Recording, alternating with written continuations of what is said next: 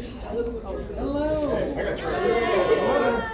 If you want to try. So, yeah, this is a large group. Yes. I feel intimidated. We won't say anything bad because you might wear a shirt. I do have a fear of child armies. Like, Yes, that's I know. a legit fear. My name's Kurt, this is Chris. I'm gonna say a couple of general comments, and then he usually gets more specific than me. So one of your strengths is also one of your challenges. You guys have a lot of voices here, there's a lot of good voices. And you're doing a fantastic job. It's obvious you guys have worked on this, it's obvious you are into it, and that is all great things. And I love the Diplomas program, you guys have been doing some great groups. Part of the thing, that saying, there's safety in numbers, you gotta fight against that. Because what happens is, when you're in a big group, you want to sing for Lion or Cheese? No one's gonna know. But also, more subtle than that, if you drop your focus for a moment, you're in your mind, it's okay, I've got so many other people covering that part. And one of the things that happens is, you've got an extra challenge when you have this many voices. It gets so exponentially harder to make every line crisp, every line pop, every line be shaped exactly the same. But the big thing is articulated exactly the same. So what happens sometimes is we get a little less focused than ideally we could be. And so lines become just minutely imprecise in terms of how we're attacking the line, how we're doing energy to the cutoffs, and how we're just shaping everything. So like,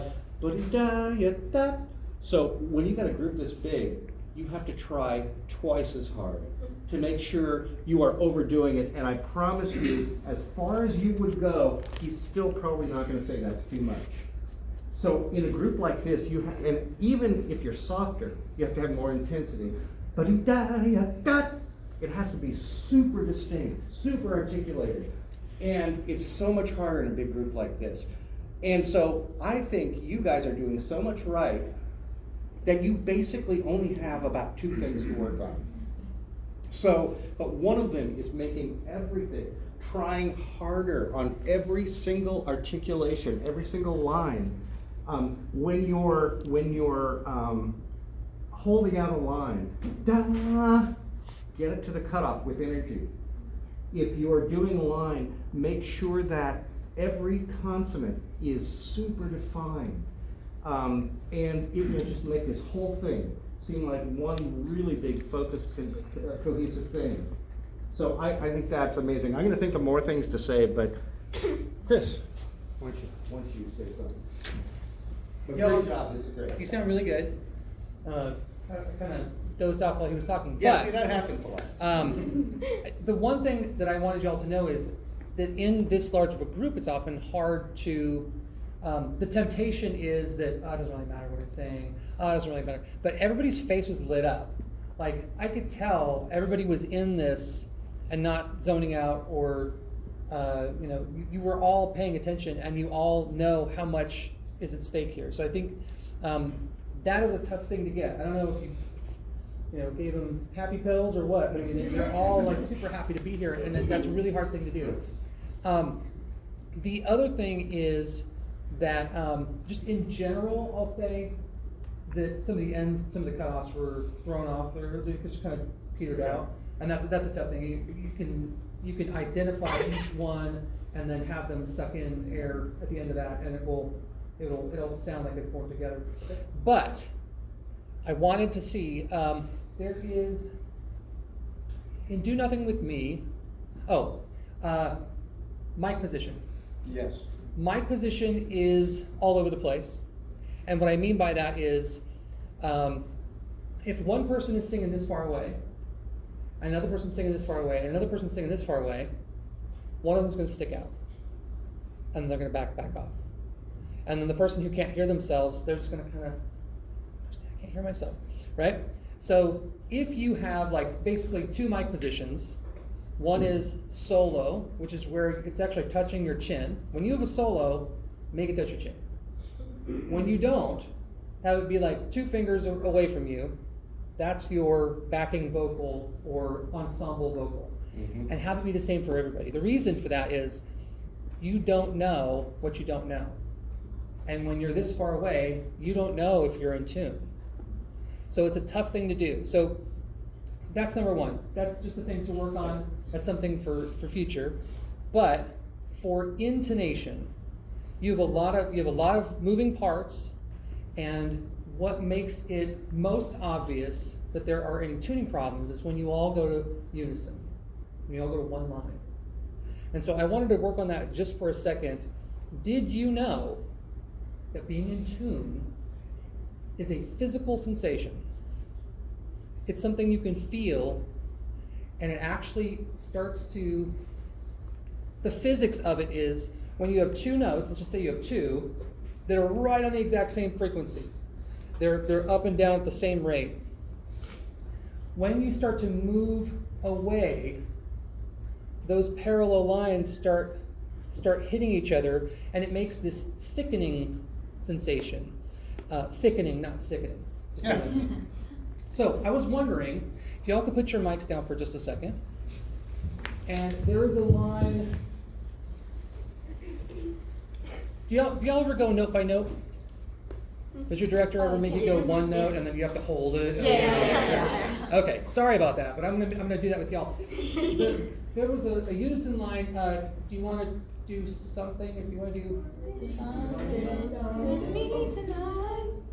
Is it all unison or? All unison. Everybody's unison. There's a unison in HBO. What is it? There's like HBO on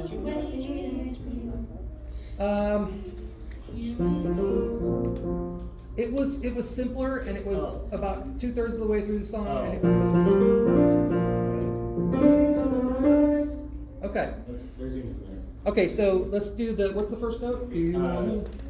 The upper structure has. Okay. And then lower structure doesn't join in until something. Okay, let's do something. Let's start on something. What's the? But that's But letting you know something is a harmony. Something in the harmony? Yeah. Okay, then that's not the line I want. I want the line. Some is a harmony. Thing is not a harmony. Some is a harmony, but thing. Oh, perfect. Okay. So let's get the chord for some, and then we go down to one note. Okay. Good grief. You do like 5 parts, and then you go down to 1. That's a good challenge. Okay. So we're just going to go some. You find your note, and then we'll go thing. Okay. So. Okay, sing some, and just hold it.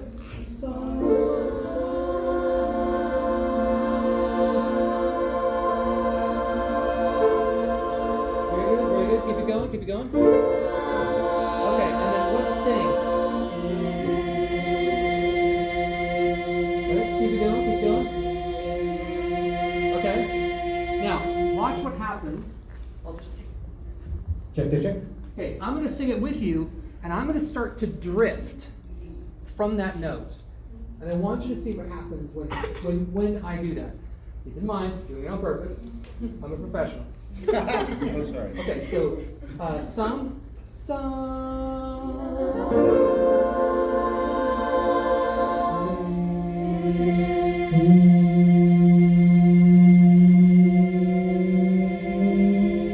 You feel it?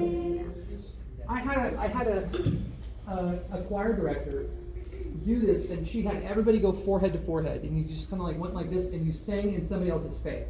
Most awkward thing I've ever done, probably. However, the sound that's going at each other, it's really easy to tell if you are in tune with that person or not. And it works basically like the more you are a little bit apart, it starts wavering with this no waver, and it gets really fast. Okay? The more you can practice and take note by note when you have those unison parts is going to be the difference between, and you can all practice them separately. Like you can practice too, like a guitar tuner, and so you want to have that note right when I sing that syllable. But you can also sing with a partner and go note by note. It's, as long as you're within about a foot of each other and you sing at each other, you'll be able to tell whether you're in tune with them. It is a feeling. And I would say that would be a good thing to have them all do. Just partner off, and everybody sing the same note, and then I'll let you do that. But it is a fantastic feeling to know whether you're in. It's not like I think I am. It is an actual physical feeling. You all do a great job of this, but transitioning from one note to parts, like that 5 to 1, or even just like where we all just temporarily go to one part and then we go back into parts. When we go to unison to parts, the temptation is to kind of just throw away the unison parts. I know you're not doing that, but if you are not taking extra time to make sure that those are all in tune, it will sound like, it will sound rushed, it will sound kind of like you're just kind of throwing it away. And I know you're not, but that's how it will sound. Really enjoyed your group. Really, really. Do you have anything to add? Yeah, I would do one thing really quick. I can put this mic back. Pick up your mic, we're gonna do one thing on this same tune. Whoa, and I'm gonna trip. So, what's the feel of this song? If you were to say everybody rock back and forth, left, right, physically do that. Like make contact points, not just sway, left, right. The subdivision is a shuffle kind of thing. Everything is subdivided like that. So that first line, starting on F, bum, ba-di-da-ya-da. And whenever you have a quarter note on beat 4, you've got to give it some weight. You got to land on it a little bit. So it's not ba-di-da-ya-da. It's ba-di-da-ya-da. So, and go overboard. Try harder. Make us think you're being ridiculous. So we're gonna do left, right, and we're gonna sing that line. Go ahead and sing the part. Feel the quarter notes. 1, 2, 3, and 1, 2. Try it. Okay, you're not trying hard enough. Be ridiculous. 1, 2, 3. And 1, 2. Okay, don't rush. Those last 3 notes, don't rush those. So 1, 2, 3, 4, downbeat. So you can go twice as far with that. Work on that in rehearsal. Let him tell you you're being ridiculous. Right now, you've got so much farther to go with precision, with that feel. You're doing great, but you can make that just so intense and together. So, awesome. Thank you so much. Yeah.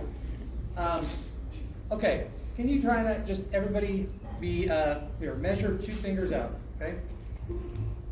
Okay, everybody got it? Do the same thing. 1, 2, 3, 4, 1, 2. Okay. In the audience, any difference? Yes. Are you starting to hear your children? Okay. That's going to be a game changer for you all. Because now I know what I'm working with. Now I know what needs to be fixed. Okay. The other one is, it is a vocalist thing, and unfortunately vocalists have a hard time with one syllable, which is the Y syllable. What is the beginning part? Does anybody know what the beginning part of the Y? Where does it start? Some people are doing W's. I. It is an E. Everybody make an E. And now go ya. Okay? It starts with E. And if you all do them differently, it will come out unclean. It won't sound quite as clear as if you go do da ya, or whatever the note is. Can we try that where you go, it's bo do da ya da? Okay, so if you go bo do da ya ya, is that right? Bo do da ya. Just do the ba do. Just do the ba do da yat. Okay, don't do the ba. Just do the. Actually, just do the yacht. Yacht. 1, 2, 3, 4. Yacht. Yacht. Sorry, my bad. Okay. 1, 2, 3, 4. 1. Yeah. One more time. Yacht. Everybody agree on the same pitch? Yacht. Okay. So it's gonna go yacht. Now you don't say the E. You just make it with your mouth. Yeah. Okay? Everybody practice that. yacht. Now it's not yacht. It's you make the E. You start there and then ah. So it's yacht. Okay, try yacht. Yeah. Yacht. Do it again. Yeah. Again. Yeah. Okay, now do it in context. 1, 2, 3, 4, 1, 2. Okay, I like that a lot better. I would experiment with it, director. I would experiment with that and see if you can get them to all agree, because it's a tough one. On It's the Y sound. a diphthong on the Y sound. Sure, okay. All right, Thank you so much. You so much, you guys. It was great. It was so great to hear.